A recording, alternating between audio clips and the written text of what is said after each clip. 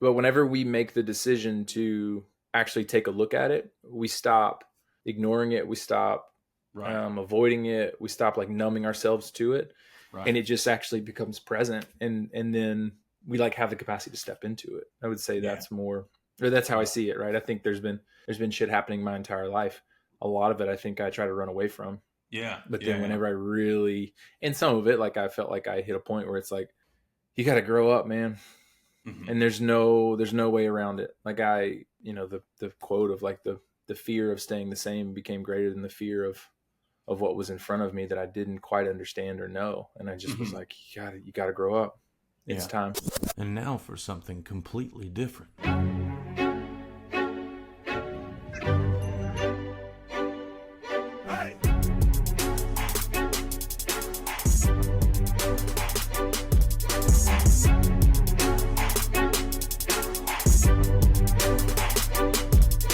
Hanging out with Addison Shock. That's a fucking cool name, first and foremost. First and foremost, that's a cool name. Let's just People ask stop if there. it's my stage name at times. I'm like, no, it's just my name. That's what I was gonna stop and say. Like, did Shock, is that, from birth? That's your last name? My last name. Yep. That's a cool name, man. That's a really cool name. That might have been what really intrigued me to click too. There was maybe it was a video I did, I think, and I looked and I saw that you had followed me, and I went and checked your stuff out. I was like, oh shit, this dude's talking about the stuff that I talk about, and he seems like a nice guy, And so I saw you lived in Costa Rica too, and so I reached out and messaged, and we had a little back and forth and talked about doing a podcast together. So I'm super excited to share space with you today, man, and learn about your journey. Maybe even bounce some ideas back and forth. I don't know where this thing's going to go, but I guess really starting out though, I know we kind of touched on it before when we spoke, but could you kind of give like a background of like what got you into helping people in a one-on-one fashion? Mm-hmm. I came from the nonprofit world and have worked in nonprofits for many years. And the thing that was always really the part of the job I loved the most was working with staff in a one-on-one setting. And I would just consistently find myself in like this, we have like this nonprofit we're working with, but I would find myself sitting one-on-one with so many of our staff and also some of within the context of the nonprofit. And it was like the most life-giving part of the job for me. Mm-hmm. And then kind of in that process, I also started teaching yoga and kind of stepped into some human development work. And it just kind of naturally led me to what does it look like to do this professionally and sit in front of people and support them along life's journey and the pain and joy that we all experience in life and help them find movement and growth in their own life. I think that I'm somebody who naturally is pretty curious and like I'm always trying to personally grow and I'm kind of like obsessed with it in some ways. It makes it easier to do the job when it's like the job is what you like to do anyway. Yeah, absolutely. Yeah. And so, yeah, I feel like I kind of just naturally fell into it. It's kind of the easiest way to say it.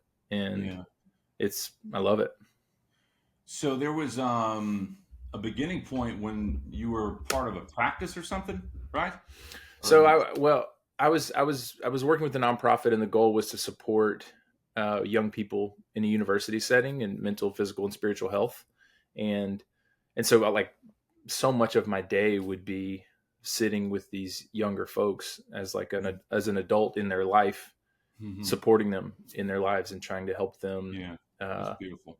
figure out like really simple things. I say simple, like life is hard, right? But so much of the things that are hard for us are like actually simple in like what we actually have to do. And so, yeah, I found myself sitting in so many conversations and spaces like that at this nonprofit.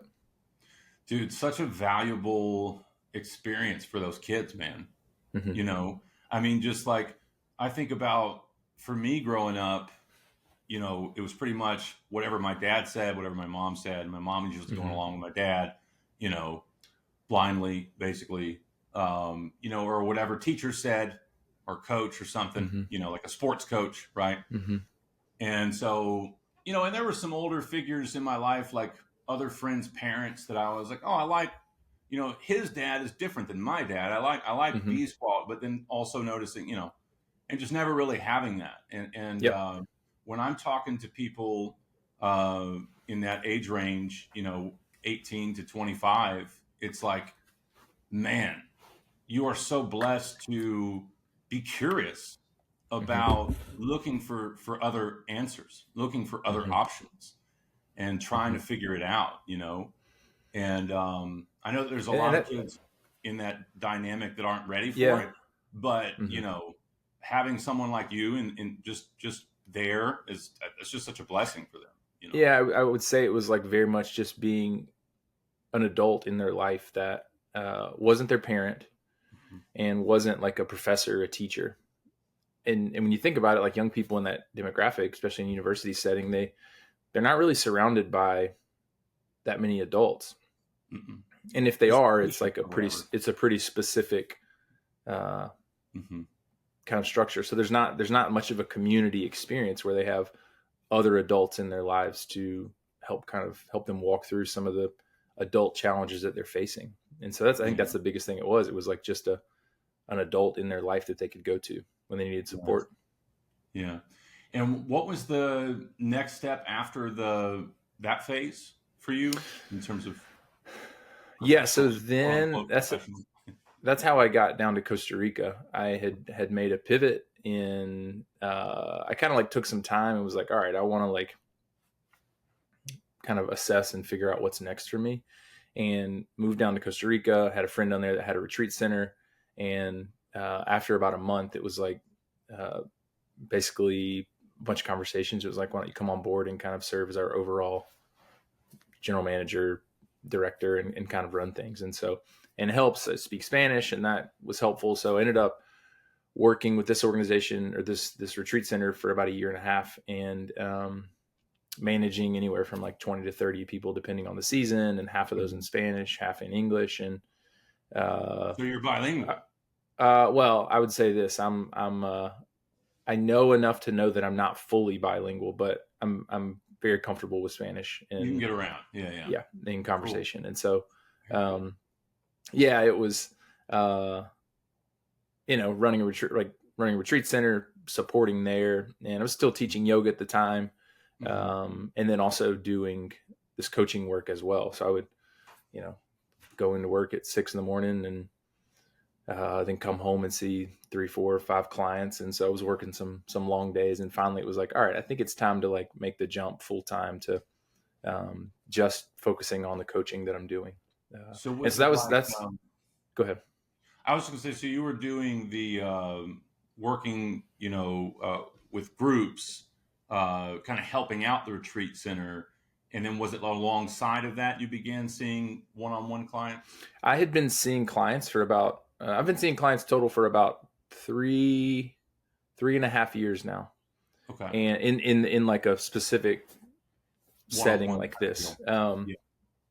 And yeah, this where I was seeing clients like totally distant or like not connected to the retreat center. And so Yeah. with the retreat center, I was very much I like I did some front of house stuff, but I was very much back of house, like Hmm. managing staff, running things around, making sure that everything's kind of zipped up and group leaders in the retreat is like Yeah. running smoothly. So Kind of curious about the retreat center. I know there's a lot of different types of retreat centers, and some retreat, type places or whatever can mix a bunch of different stuff. What was mm-hmm, like the general theme? What kind of stuff? Yoga, it sounds like, was a part of it. mm-hmm. Uh, Yoga was a big piece of it. I would say that the reason this retreat center was so unique is that we really our attempt was always to really support our retreat leaders. mhm. So this wasn't like a turnkey, like you show up, here's this, here's that, boom, like have your retreat. We were very much involved in.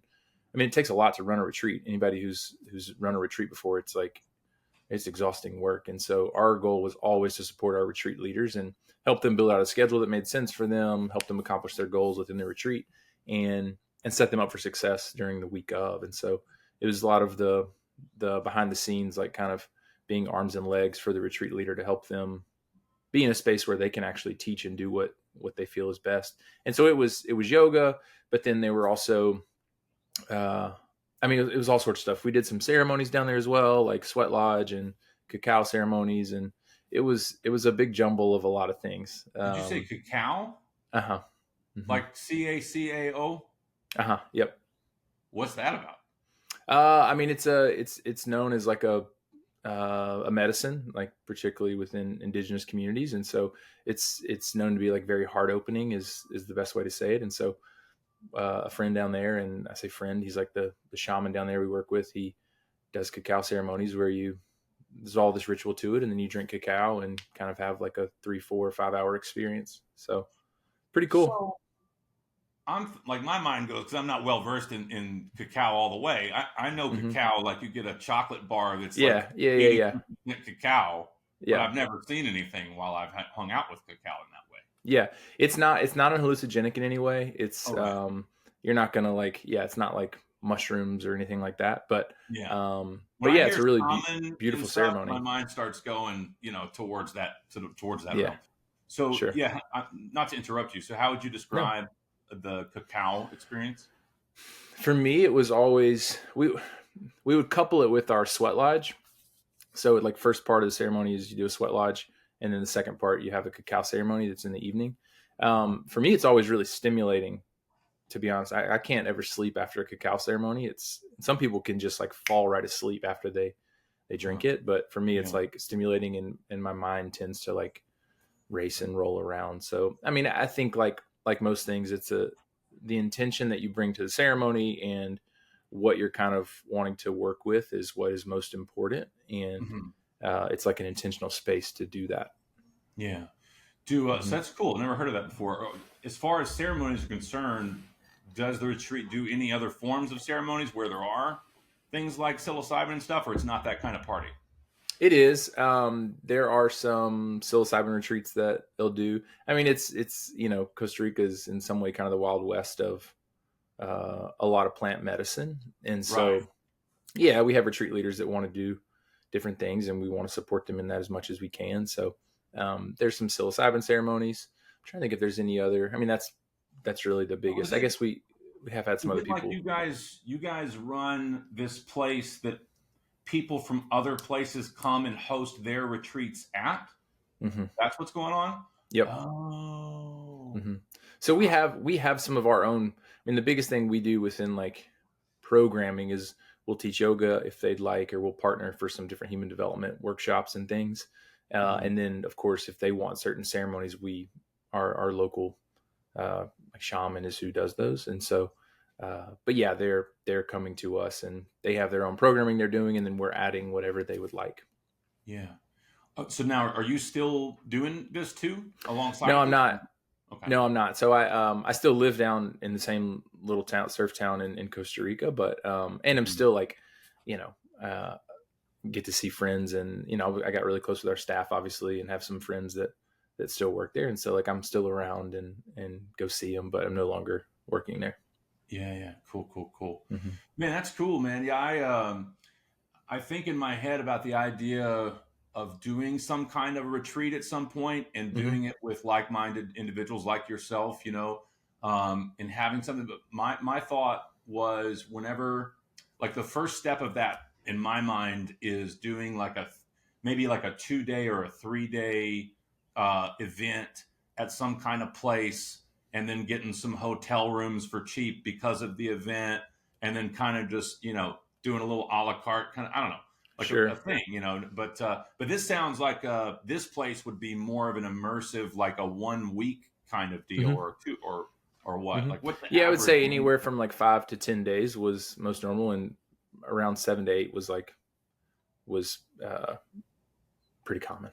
That's full immersion, man. I bet you Yeah. saw some people coming out of those events like completely changed. We always would make the joke among our staff. It's like we need to do before and after pictures, because truly people they would look totally different. And Yeah. I mean, part of it, like we served really good food. We had an incredible kitchen and chefs and staff, and um, people are coming in like not eating junk food. They're going to bed at 9 o'clock and waking up at 5. They're like on a good rhythm, on a good schedule. You're in the jungle, like it's and I'm not like there's a lot of, perhaps if you've never experienced, a lot of stigma around like, oh, like jungle retreats down in Costa Rica. And I'm like, yeah, I would say we were pretty normal. Like I'm a pretty normal guy grew up in Mississippi, and Yeah, it was it's not cool. like it's not necessarily the focal point of the retreat center. It's just something that occasionally is also there. Like Yeah, I mean, there's more depth to it than just yeah, that. it's absolutely. I mean, we're trying to put people in a healthy place to like be healthy for a week and like sort themselves out. And it was incredible the transformation that took place. So plenty of opportunities for individuals who maybe don't want to dance with plant medicine or whatever. Absolutely. Um, Yeah, you know, I would say the majority, I'd probably say 80% okay.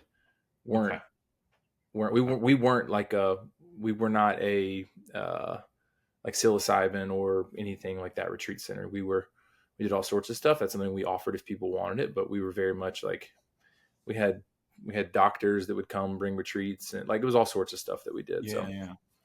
mm-hmm. So, by chance, if someone listens to this recording and they Mm-hmm. say, "Man, I wouldn't mind checking out something like that," would you be able Mm-hmm. to provide like some details of how to look into that? Sure. It's the retreat center is called Peace Retreat, and it's in the Guanacaste region of Costa Rica, in this little sleepy town called Los Pargos, or like the beach is Playa Negra. But if Mhm. you search Peace Retreat on the internet, you'll find it, and Okay. shoot them an email. They also do individual retreats. Like if you just want like a week getaway for like a yoga retreat, you can go on your own and just stay Cool. there and be there. Cool. They have yoga twice a day, and so we have retreat leaders that come and we support them with their groups. We also have individual guests that are always rolling through. So if you just Yeah. want to like a relaxing getaway and kind of sort yourself out, go Okay. down there. It's a That's great awesome. place. Mm-hmm. Very Yeah. cool, man. I didn't know we were going to go there, but I'm glad we went there. Yeah. Um, and I'm sure I'll have more questions that pop up in the future about that. Sure. I do want to talk about life in Costa Rica, but I feel more compelled to lean to a different direction, more in alignment with the work that you do with your clients, but also your internal journey. Mm-hmm. What in the way that I kind of want to go into that is like for you when you began shifting your life what are a couple of the principles that really helped you do make that shift happen, whether it was ongoing practices or whatever? And I'm assuming that these couple things that two or three, whatever you feel like mentioning, are things that you help other people see. The number one thing that I started doing Mm-hmm. was being really honest with myself. Okay. And that honesty allowed me to fully see myself and how I impacted other people, the way I showed up in spaces.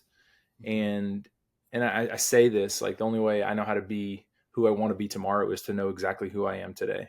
Mm-hmm. And that requires me to be fully honest, sometimes like painfully honest about who I am and how I'm showing up. Because if I'm not honest about who I am and how I am, then I can't shift it. Like I don't have an aim point. Yeah. And so that was a big step. I'm like, I still work with that every day, right? I'm like, how can I be honest? And I'm not like, not like in this harsh, brutal way, right? There has to Yeah. be some level of self-care within that. But can I be really honest and comfortable with myself? And Mm-hmm. when I make a mistake, I'm definitely going to make mistakes. But when I do that, can I see it for what it is? Can I hold myself with a lot of care in the midst of that and Mm-hmm. still see it? But then that gives me the capacity to shift and be different tomorrow. And so I would say that has been like the number one thing that was a big shift for me. And what it enabled me to do is like take responsibility for my own self and my own life, plain Yeah. and simple. And Would before you I spent a say? lot of time uh, attempting to do what I thought people wanted me to do, and like very much in some people pleasing aspects, very much in some perfectionist aspects, and then I was really defensive because of it, because it was like, well, I just did this because I thought you wanted me to do it. So then whenever somebody would bring something to me that I'd impacted them, I'd push back and get defensive. And but then when I started being really honest and also making decisions that were from me, my Mm-hmm. defensiveness went away, because if I make a mistake, I can hold that now. And Mm-hmm. for most of my life, I was not able to. Yeah. So thank you for that. I love that. I'm assuming that part of the awareness there, or the actual what it looked like to make those shifts, to embody those shifts, I'm assuming looked like just that awareness, the practice of metacognition in the micro moments of your day when you have little reactions or thoughts that pop up, and just stepping to that observer perspective for a moment. Absolutely. Yeah, and because it's so easy to get lost in kind of the emotional overwhelm and emotional waterfall that comes in different scenarios and situations and conversations, and learning how to like take a breath and kind of like step back in that observer space for a second and be like, okay, let's not be reactive here. Let's not throw a tantrum like a child, but let's like, I'm an adult. Yes, there's childlike parts of me that need healing, and I'm like always working with those, but I'm an adult. I'm okay. And so how then can I see things more fully and then make a decision that is good for me and good for the people around me? How can I learn? How can I grow from this? That kind of stuff. Absolutely. I love that, man. I feel like that is like that's the meat of everything is like that continued practice of awareness, you know, and I view it as like, it's like a muscle, you know. Absolutely. When I first started doing it, it didn't happen a lot. You know what I mean? Like it took a while of like kind of like leading the old self along. And that's my profile photo. I don't know if you noticed, but like there's the new enlightened kind of me, you know, there's like a cartoon head. And then if you look at the smaller one, it's like kind of like this, I don't want to go anywhere kind of version of self, you know? And so that's like the meat of it, man. So I love that you said that. And there's like layers to it, right? Where I'm still, as this process is like unfolding, of course, I'm always trying to be in growth. And there's moments where I look up and my ego can trick me and make me think like, oh, I've got it. I've nailed it. And then, you know, I'll look up 6 months down the road and I'm like, oh man, yeah, I thought that was a way that I was skirting my own work by convincing myself that I was doing it. And that's another thing that's really interesting in this like self-development work is we can so easily trick ourselves into thinking that we're crushing it. And that's always something to look out for. I had one of my really good friends, his old football coach used to say, like, you never played as good as you thought you did. You never played as bad as you thought you did. And that has been stuck in my mind recently because it's so easy to leave a situation or conversation or experience and be like, man, I was terrible. Like that was the worst. That was like horrible. In this idea that like, it probably wasn't as bad as you think it was. You know, it doesn't mean it was great, but it probably wasn't as bad as you think it was. But then taking that to the other side of the fence, it's like whenever I feel like I've arrived and I'm like so enlightened, it's like you never played as good as you thought you did either. I'm probably not as great as I think I am. And so, and that's good. It like brings us to this middle ground that allows us to actually grow and see things more clearly. Yeah. Yeah. Back to that observer thing. The inner child in me is like, I do a pretty good job of it. You know what I'm saying? But it's like, it's the recognition that, to your point, it's constant involvement. You know, what I say a lot is like, this isn't about fixing ourselves. It's about learning ourselves, really, you know, and I always lean on rewiring the brain because we can say logically that's what's going on, but it's really about that cultivation of relationship with self, the gradual liberation of the inner child, which will continue throughout the entirety of our life. Otherwise, why the fuck would we be here? You know, and that's the scary, like, okay, what does it look like to take on a posture that this podcast is recorded and it's going to go out into the universe, right? Well, the hope would be that 6 months, 2 years, 5 years from now, I look back at this podcast and be like, wow. I thought I knew, but I'd say it's a certainty. That's the hope. And so it's like, that's a funny mind shift to be like, in the present moment and everything that I'm communicating and saying, can I do that honestly, fully? And can I just let it be? But then also know that I might cringe at this in 5 years. Yeah. And I think that's the most important part, dude. I can't tell you how many times I've gone back and looked at an old YouTube video and watched it and been like, I might need to delete this one. You know what I'm saying? And I'll be honest, there's been a couple times that has happened. You know what I mean? Yeah. But like, there's been other times where I'm like, hold on, man, like, let's look at this again later, you know, because part of what I think is inspiring for a lot of people is being able to look back and see that, yeah, you're not fucking perfect. It's really not about perfection No. unless you're on board with the idea that everything in the universe is perfect, in which case you have nothing to do. You're already there. But, Yep. in the realm of like self-improvement, it's this, it's more like learning the tools and reparenting the self and figuring out a better recipe for how to approach it. And then you just fucking continue to grow, Yeah. But yeah, Yeah. the people who I've got it, I've got the keys. This is it. You don't need to look anywhere else. Yeah. That's horseshit, Yeah. Yeah. From my perspective anyway. Yeah. Cool. I don't have any false pretense that we talk about this some, I think, but people sometimes are looking in the work that I do. I'm sure you experience this too. They're like looking for like some magic trick, and it's like, wait, there's not a magic trick. Like I'm trying to help you peel back layers and go deeper and simpler into yourself to uncover things. And that's not a magic trick. That's like us being in the work together. That's you taking the risk to like really look at yourself and be honest. And you're not gonna like, I'm not gonna like do something and there's this crazy path I take you on, then all of a sudden you look up and you're like, holy shit, here I am. It's like, no, it's like way messier than that. There can definitely be a mess. Yeah. It seems like whenever someone begins to, from my experience, when someone goes, okay, I'm ready to start doing this go within stuff, I'm ready to start looking introspectively or whatever.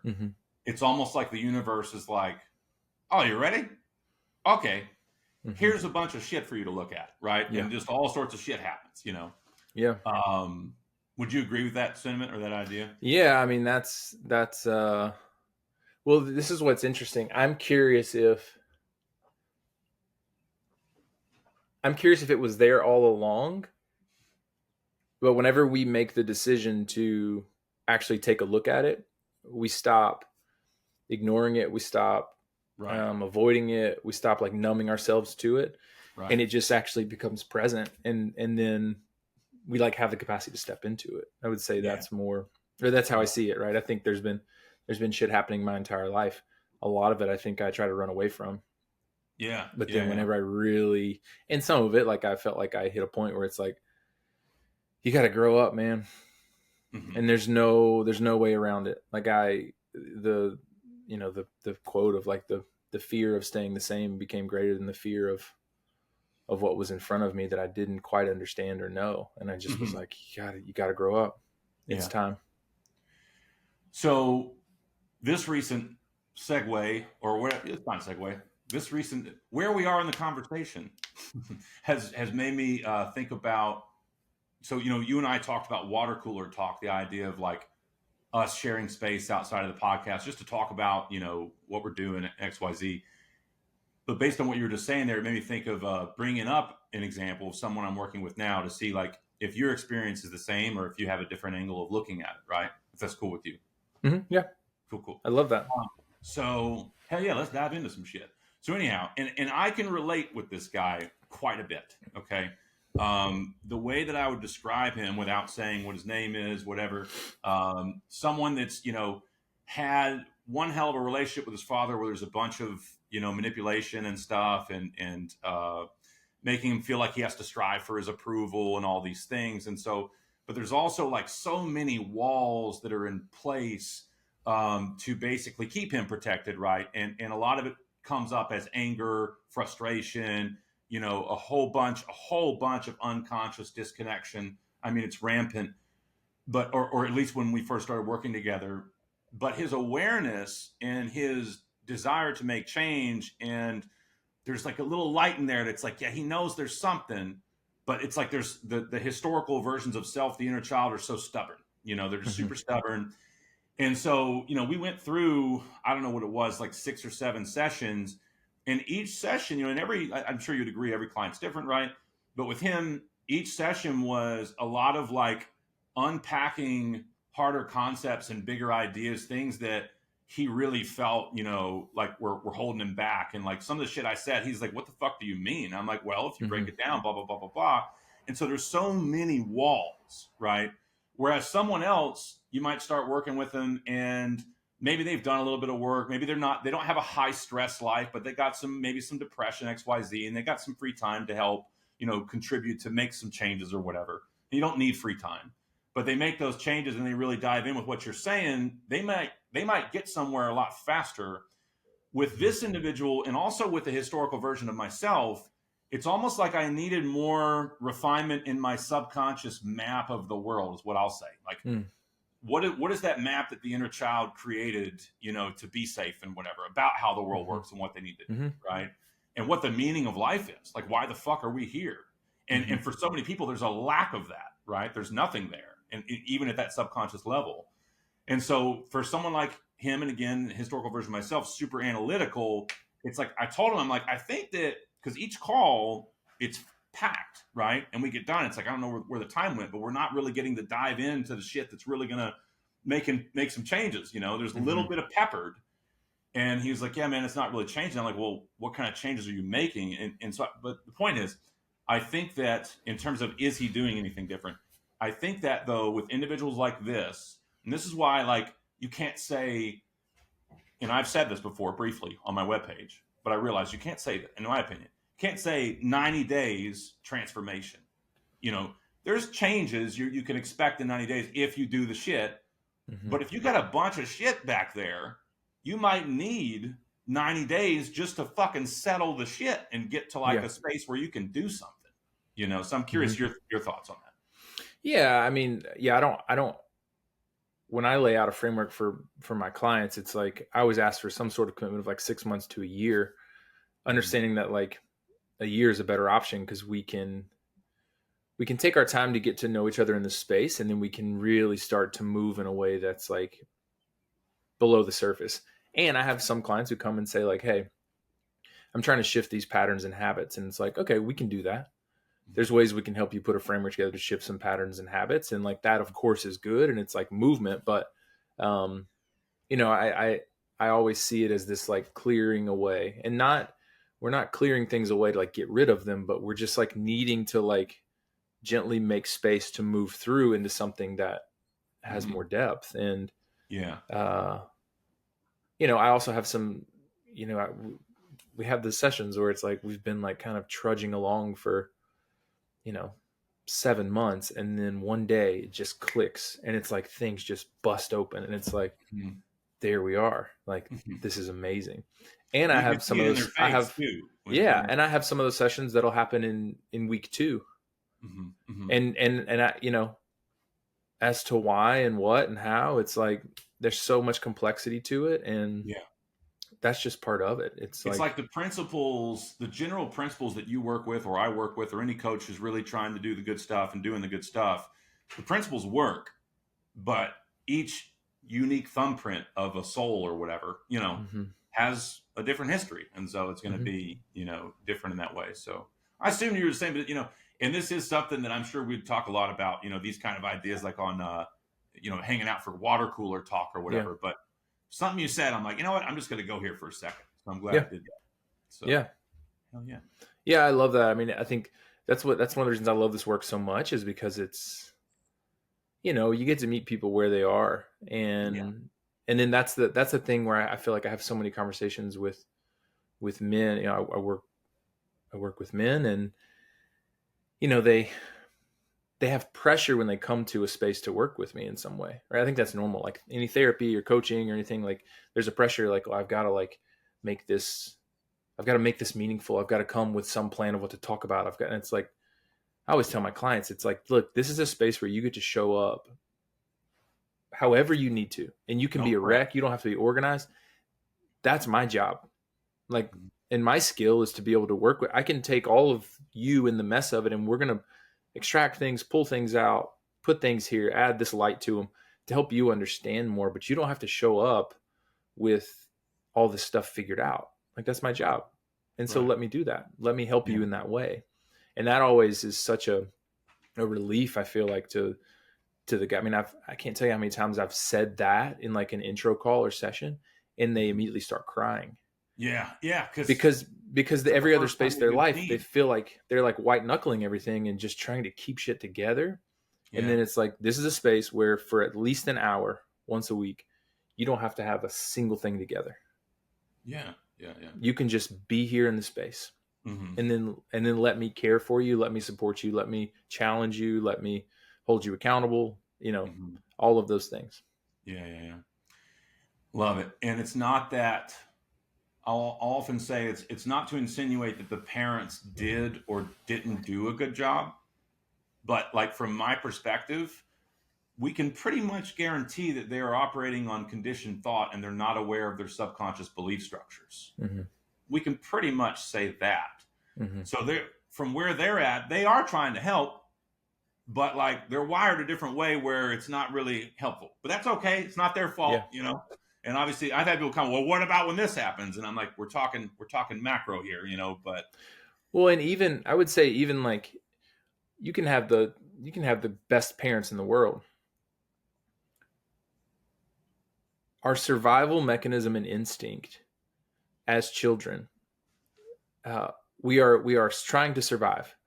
And so we read situations as harmless or meaningless as they could be. Our adolescent brain is wired to be protective and wired to take care of us and wired to keep us alive. So you're going to have things that are instilled in you from childhood, from a situation that maybe an onlooker's like, that's the thing that made you believe this about yourself, therefore this, and this. And it's like, you can do the best job in the world as parents, but that child's brain is going to make meaning out of things that are not what was intended. It's going to happen. Yeah. And I haven't met a single person who has not had that experience, and they have some sort of trauma, right? And there's levels to this. There's like big T trauma, and there's like, but who hasn't had some sort of trauma. Mm-hmm. And here's what's interesting to the individual, it's impossible to like compare trauma, because the feeling of pain is the feeling of pain. The feeling of like loneliness and isolation is the feeling of loneliness and isolation. And there's no way to like differentiate the depth of that when we're feeling it internally. That's just Mm-hmm. what it is. And so Mm-hmm. that's all super real. And I don't know a person on the planet who doesn't have that. Mm-hmm. And, so it's like, it's like in parenting, it's like, your kid's going to be messed up in some way. That's just a matter of fact. And the best thing you can do is love them the best way you know how and sort it out from there. But everybody's experiencing that. That's like life is pain, right? So Yeah. Yeah. Yeah. I mean, pain is, I think, even subjective. I'm not saying if like a lion were to start eating me, if I would like cry like a little bitch or something, because I very well might. Right.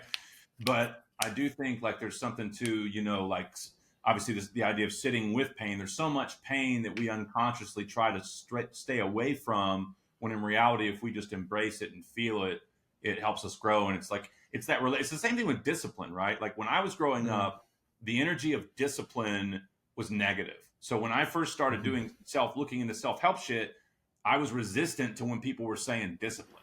I was like, get the fuck out of here, blah, blah, blah, But the further along you go, oh shit, it is actually important. But it's not like run around the block and do sit-ups, as I say often. But although those are good things to do, it's just like the mindfulness aspect of it.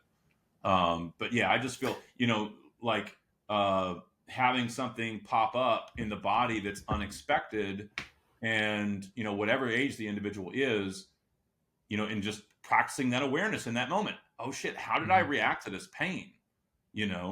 Wait a minute, let me see if I can like just sit with this pain and experience it and just feel it for a moment and allow it to be here, and like train that muscle, Yeah, I agree. My view of discipline came from Mississippi public school football. Like, so like I've had to reorient myself to discipline because it was terrifying for the first however many years of my life. Yeah. I start most people with morning and evening rituals, even though I know that there are people out there who probably have a little bit of resistance to that word even. But I'm like, for me, it's an easier, all right, let's do your morning and evening disciplines. I just know a historical version of me, like, I don't want to fucking do that shit. But then like you adjust your rituals and you get to a point where you're like, oh shit, I actually am kind of disciplined now. How about that? Without actually having to call it that. That's Sure. words. Yeah. And I think that's always an interesting conversation too. It's like people that are, me being averse to discipline at times.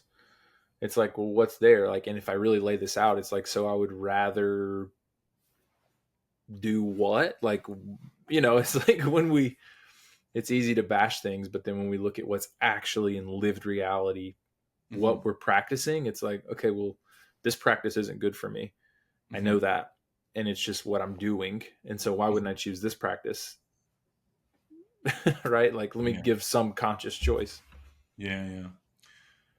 All right. So I'd love to talk about some Costa Rica stuff. But before we exit this, I know that I think there might be more, it might be more better to save this until the end, but I'm not going to do that because I feel compelled to do it now. So it could be inclusive of what we already discussed, basically that practice of awareness, you mentioned with being honest with yourself and getting into that observer perspective, but if you were to give a listener, that say they were just in a space where they were ready to make some changes, but they're not going to dive into anything. They just want to make a couple changes right now. What would you say are the top 3 things, whether it's, perspective shifts or habits or rituals or whatever? Like what are the top 3 things you would say to give to someone like that? I would say if we're, I would reach for the lowest hanging fruit here. And so much of because I teach yoga, I love the connection of mind and body. Right. And so much of what I'm doing in a coaching session is we're working up here, but ultimately what we're trying to do is move that down. But then what I love to do is start from the body and move up. And I think that's the best bang for your buck. Meaning, how can you tap into your nervous system and soothe this, which then is going to soothe this. And so often I think we work top down, just in general, we think too much. If you're listening to this, you think too much. You know that. I do too. And so I'm always trying to get into the body to then reverse that cycle, to then soothe this, even if just for a few moments, the difference that can make.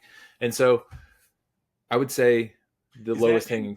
Go ahead. Intentionality or specific breathing practice? Or... So I would say the lowest hanging fruit, best bang for your buck, 10 deep breaths, man. And that's something where I feel like when I give this to clients, it's again, they're expecting some magic trick that's really complex. And I'm like, no, you actually need to do the thing that you're best at on the planet. You've been doing this your entire life.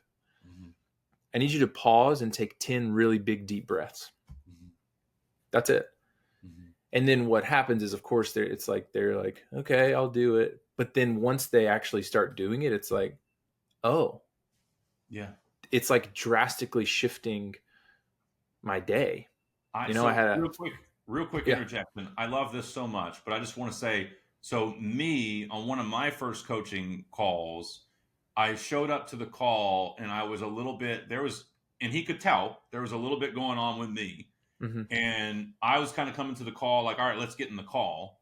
And he's like, hey man, are you all right? And I'm like, yeah, I'm good. Let's go ahead. And he's like, well, let's do a little breathing thing. And I was like, all right, sure. And I knew that there was benefit, right? Consciously, but I still had unconscious resistance to different shit like this, especially when I was in the moment with someone, right? Absolutely. If he was like, hey man, make sure to do this when you get done. And I actually did it, it'd be easier. But there was just this resistance to doing it.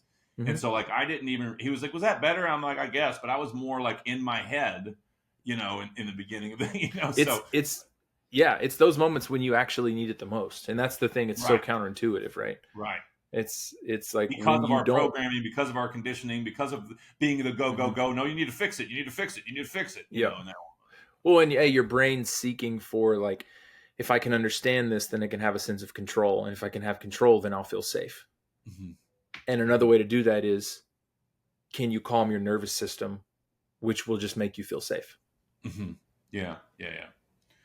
I love that. And so that's best bang for your buck, I think, is the 10 deep breaths. I love it. I also love, there's so many different, because within my yoga teaching and working with somatic practices, it's something I work with clients all the time. And particularly for men, because they're so often disconnected from their body. I mean, we all are, but disconnected from our bodies, and Yeah. don't understand the link in the connection between like how our body, and it's this incredible source of wisdom and how it informs so much, but we just don't pay attention to it.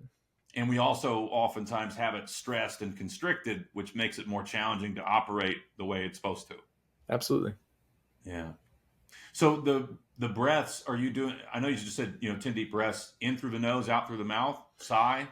Or... Like I attempt to make this as simple as possible. And it's like, yeah, you can take some big deep breaths through your nose, hold for a second, exhale through your mouth, like, of course. But also I'm like, just take 10 big deep breaths. I don't care how you get the air in. I don't care how you get the air out. Like that to me is a starting point. Yeah. Just in general. Yeah, because that's a good point. Because come back to a historical version of myself, if you said it simply like that versus, hey, do box breathing or do vagal, whatever. Yep. It's gonna be like, what are you talking about, man? But it's like, no, dude, just simply all the way in, all the way out. Yep. Just try to relax. And and I don't want, I also have some, clients that are perfectionists. And so they're like, I don't think I'm doing it right. And it's like, dude, you've never stopped breathing. Like, just breathe. Like it's simple. And I try and keep it really simple in that way. And this is something I do consistently throughout the day. Yeah. I know if I'm starting to run a little bit hot or run a little bit like, I can be anxious. Mm-hmm.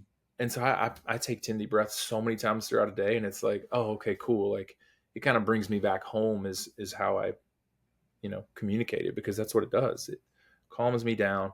It gives me more mental clarity. Mm-hmm. Puts things in perspective and makes things simpler for me. Yeah. Yeah.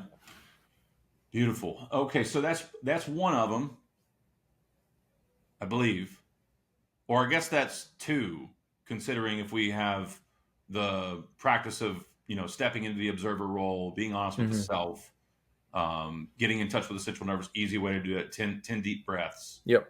What would you say a third thing is? I mean, I do think, and this is something I try and, for all the men that I work with, having some form of physical exercise and activity. Mm-hmm. Like, and I don't care what that is. Mm-hmm. That could be taking a 30-minute walk. Mm-hmm. That could be going to the gym. That could be taking a jog. That could be, going for a swim.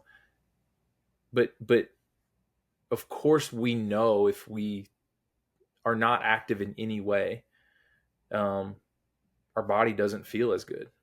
Mm-hmm. And yeah, there's that like little hurdle to get over it. It's like, yeah, if it might take 2 weeks to adjust, especially if it's like, I'm going to go hit the gym now. And it's like, dude, you're going to be wrecked for the next 2 weeks. Trust me. Yeah. But then you're going to start feeling better. But that's just like, it's just simple. And this isn't about like weight loss. This isn't about looking good. This is just like your body needs to move. And particularly for men who hold so many of their emotions so tightly and they're locked up in their body. Women do too, but particularly for men, it's like, it's such a way to release so much energy that we have. Mm-hmm. Yeah. And it, again, it's embodiment. It's like, get in your body physically, start to pay attention. Cause we can walk around feeling like a balloon that's just floating in space. Right. And it's like, you don't even have a body.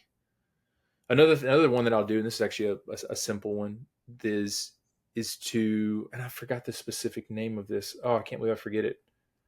Again, largely because I try and make this really simple for my clients. And so one of them is basically to start to tap into your senses and pay attention to what's happening around you. Mm-hmm. And so if I do this a lot too, whereas I'm feeling like I'm starting to get a little anxious or, things are kind of off center, I'll start to tap into my senses and start to pay attention to what's around me. So the first thing I do is I start to feel with my hands, like what I'm sitting in. It's like, okay, I'm sitting in a chair and feel the texture of it. And then I start to feel the temperature on my skin and like, okay, what's it feel like? Is there a fan blowing on me? I use my vision and start to pay attention to what's around me. So I literally will stop and look in the room that I'm in and look at all four corners of the room. Mm-hmm. All of this, like, what do you smell? What do you taste? What do you hear? Mm-hmm. Just to bring your body back into the experience, because without our body, like, we're just a head that's floating in space, and that's not good for anybody. Yeah. So I'm trying to bring all things in, and it calms you down. It gives you a sense of like, oh wow, I'm right here. There's a me that's here. I'm not just a a bunch of thoughts. Yeah. Well, one of the things you said there, I think you said you don't even have a body, Yeah.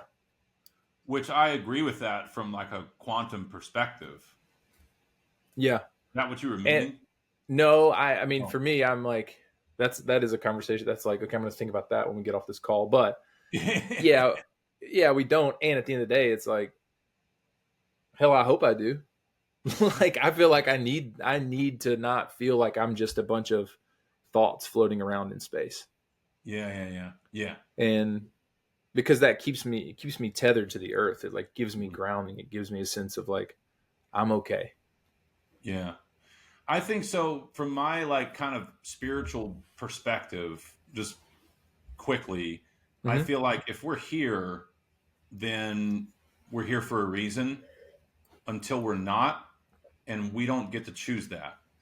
And like, and this is just a simple thing, you know. And plenty of people could hear, well, if that's a simple framework, that sounds like a shitty whatever. And someone could say that, but they would probably be a negative person, generally speaking. But if you admit that so much beauty can happen in life, the more you surrender, the more you let go of our unconscious fears of death, etc., the more you liberate yourself, then it only makes sense that there is something divine going on. And that's one part of it, right? I mean, you look at how all the planets and everything are placed just perfectly, XYZ. If you can get on board with the idea that there is something divine at play, and then adopt that mode of surrender, which is, nuance to it. But if you adopt that with that parent understanding of like, it is divine, I know all my stress is conditioned. Okay. And you know what? Yeah. Whenever it happens, that's when it fucking happens, and I'm here for something. So why don't we do whatever that is? Mm-hmm. you know, Yeah. you know, so Yeah. I really love cool. that. I mean, and it's so, it's, let me think of how to articulate this. I've said this, and I think so much of the work that I'm doing is trying to help men like strip back so much bullshit Mm-hmm. to kind of get down to this center core. Mm-hmm. And then I think it's actually through that, underneath that, that's where all of what you just said like kind of opens up in a more expansive way, right? And I think that's like my view of like spirituality is that it's like significantly simpler than I think Mm-hmm. uh, it's seen in a lot of spaces, and even in ways that I was taught growing up. Mm-hmm. And that to me is very liberating. Yeah, dude. And you and I are going to have some really good water cooler talks about that, and maybe even do another podcast talking about that shit too, because I know we can go deep on it. So yeah, but there's a big part of me that really wants to ask some questions about Costa Rica. Come on. So thank you again for hanging out today, man. This has been Sure. been a lot of fun, and it's super good to connect with you too. So let's say this. Let's just go here. For someone who's thought of moving to Costa Rica before, but hasn't done it yet, what would you say that they may not be expecting that might be a shock?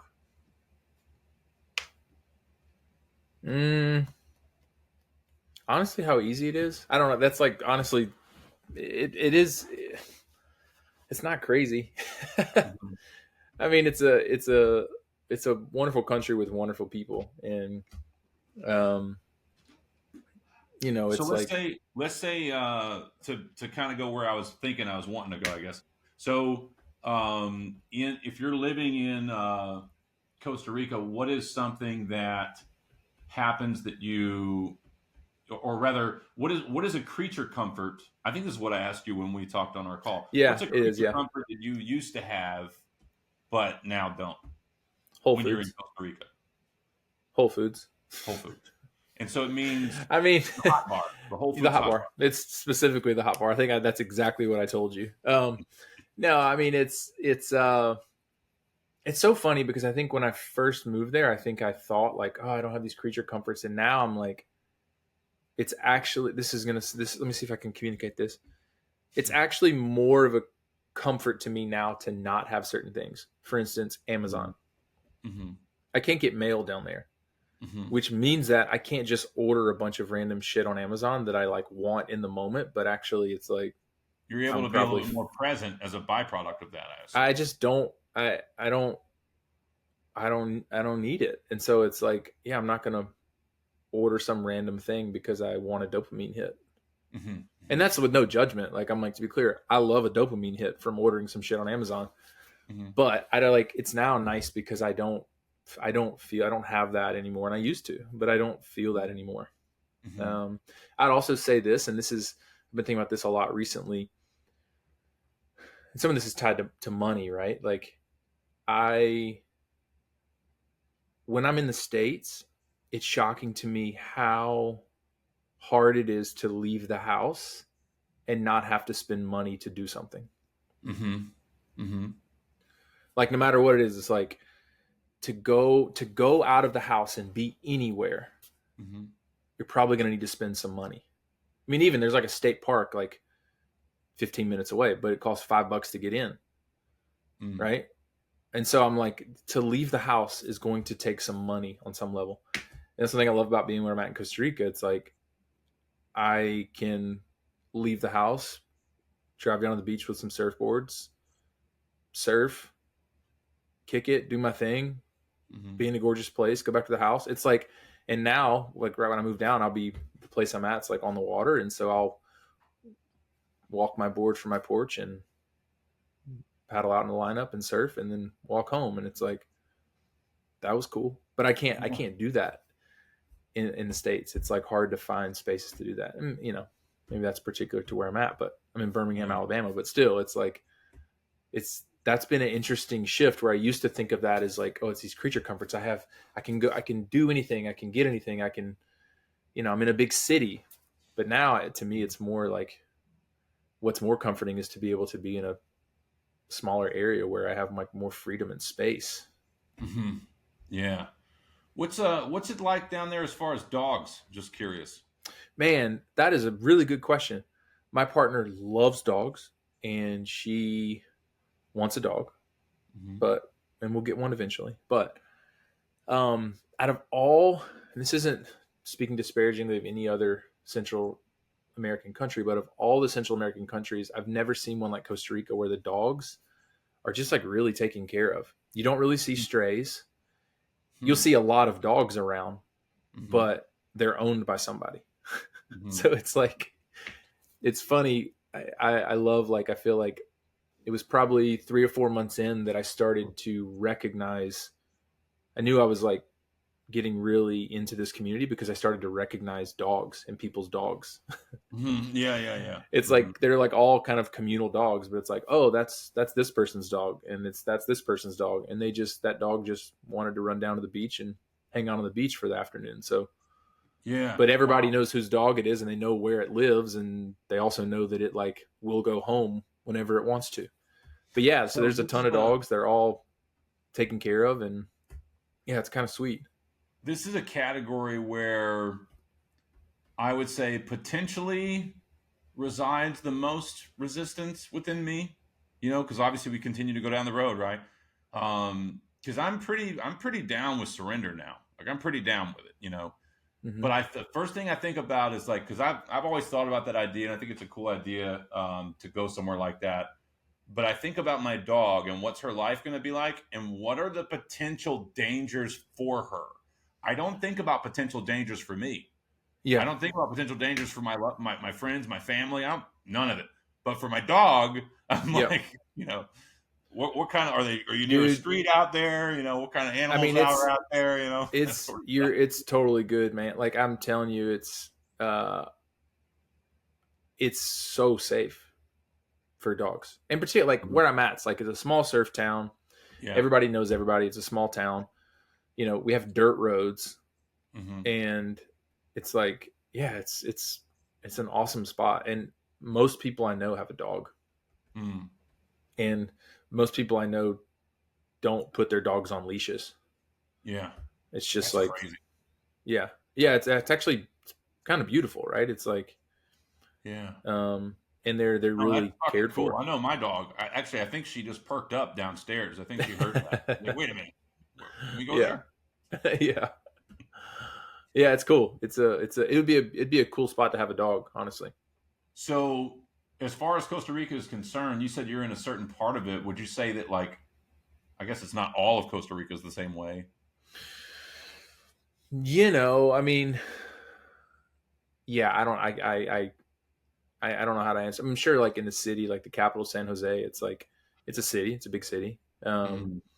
But yeah, where I'm at, like in this region, is super chill. So, what's the average rental cost down there? Good question. It's a funny setup where like everybody I know, like all my friends that are down there, that like live down there, a ton of expats and like you know people from all over. Everybody complains about the cost of rent, but Mm-hmm. everybody I know like kind of has a sweet setup and a sweet deal. Mm-hmm. Mm-hmm. Mm-hmm. And so, I mean, yeah, and I don't mind saying it. I'm like, for the first year and a half I was there, was in a 2-bedroom house with a private pool, and I paid $1,000 a month. Yeah. And now, to be clear, like had to like stay with a friend when I was there for a little bit, like found a community and kind of like got my feet into that community, and then Yeah. of course you start meeting people and knowing people, and it's like, oh, these people have a spot and they need somebody to look after the play. It's like you Yeah. kind of dig in. It's like if you're going to jump on Airbnb and go find a place, you're not finding that. But Mm-hmm. if you want to be there, Mm-hmm. get your feet wet in an area, get to know Right. it, and then start to figure out who to talk to, and people start to recognize you, and it's like, oh, you're kind of committed here. You want to be here, so Yeah. and then you can find a cool spot. So I mean, I would say it was kind of again though, it's like I've got other friends who are paying like 500 and they have a pool, and yeah, and they're like looking after somebody's spot, and they have to do a little bit of work here and there, but it's like it's a pretty sweet So, setup. yeah, So that's great. yeah, Yeah. it's not great. It's significantly cheaper than the States, Yeah. Yeah. Yeah. Yeah. like Yeah. unbelievably cheaper. That's crazy. Do they have like around here we have in Atlanta there's the Silver Comet Trail, which where I'm from originally, and then around here is Pinellas Trail and Legacy Trail. These like Mhm. trails to ride your bike on and stuff.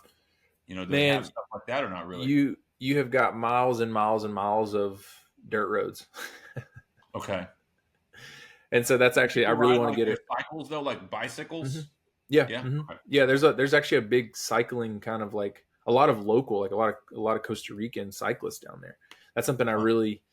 I'd love to get a gravel bike to ride down there. And I have a friend. He was a chef that I hired at the retreat center. He probably rides like 50K a day, Mm-hmm.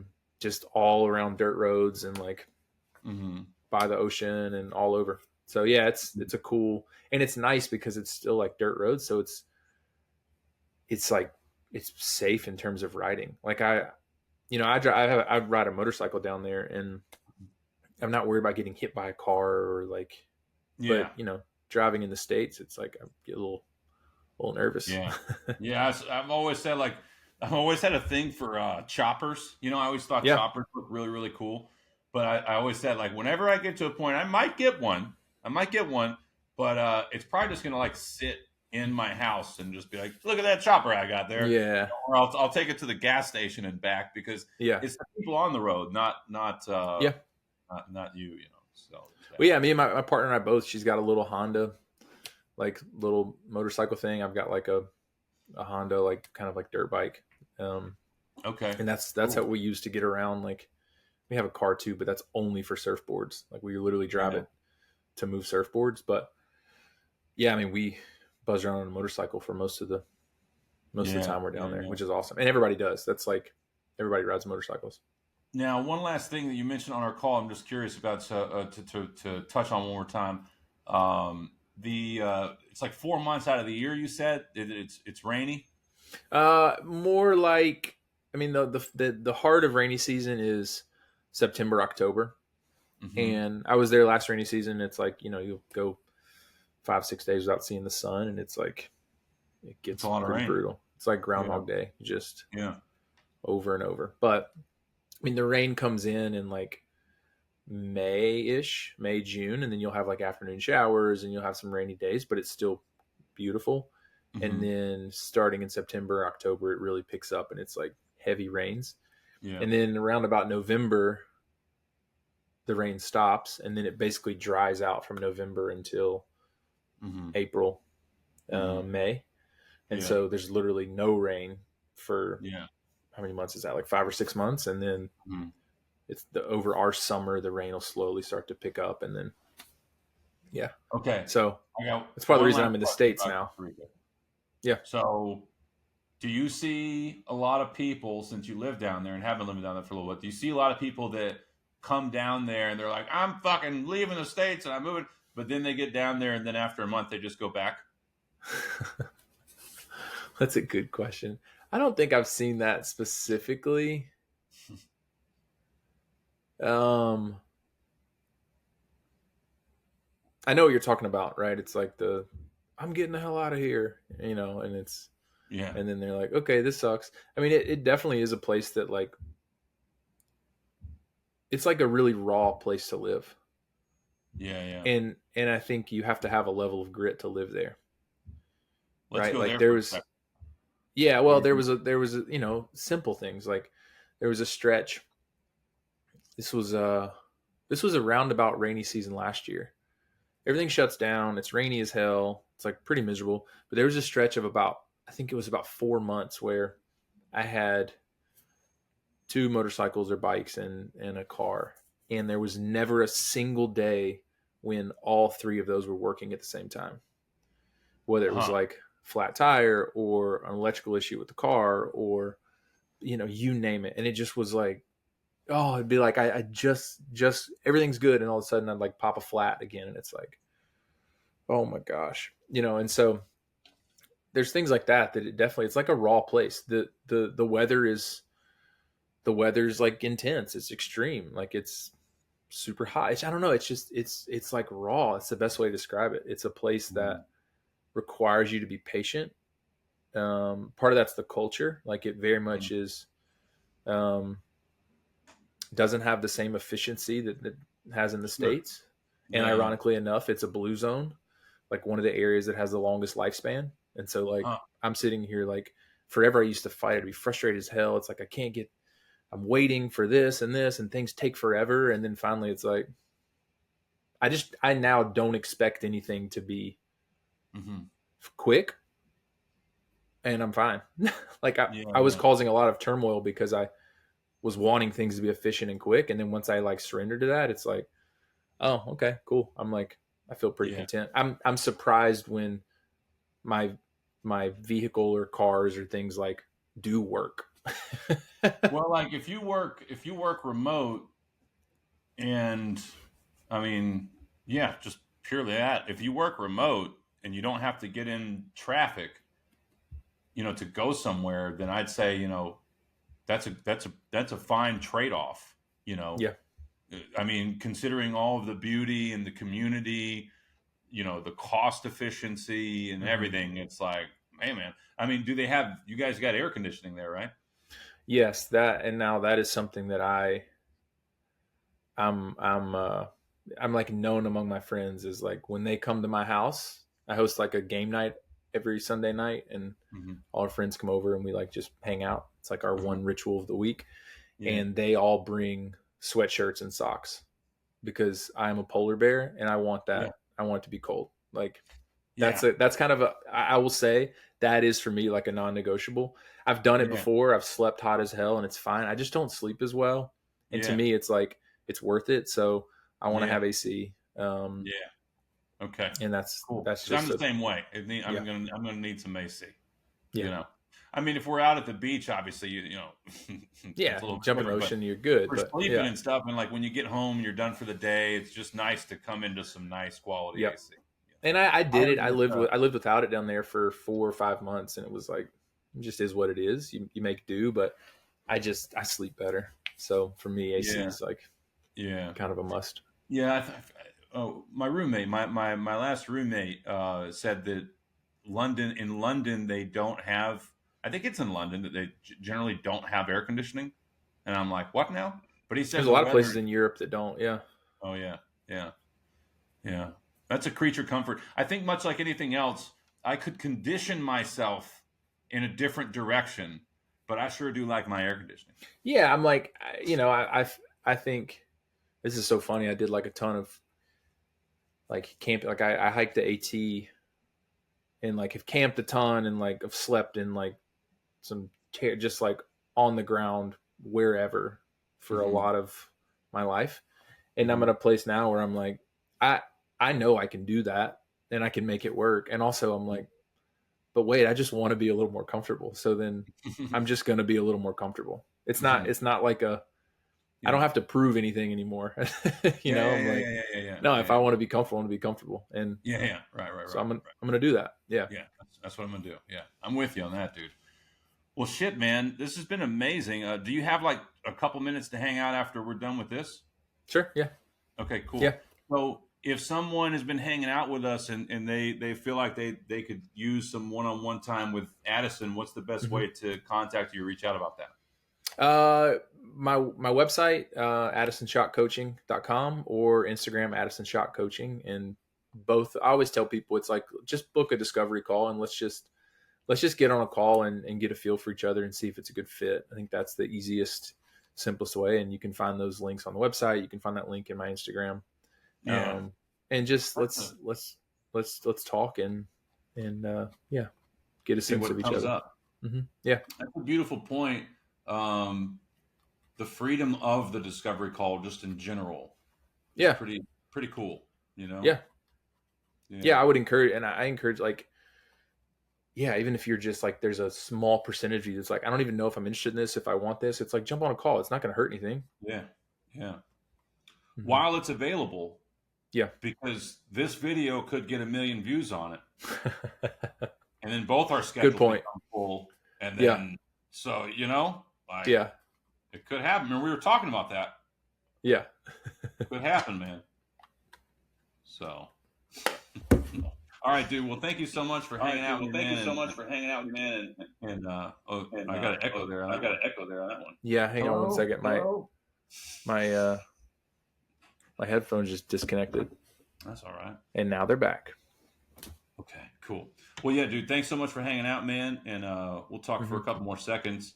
And for anybody that's been hanging out with us for this time period, if you want to dive deeper with either one of us, you know what to do. And until next time. Just you white in Reagan. Just you white.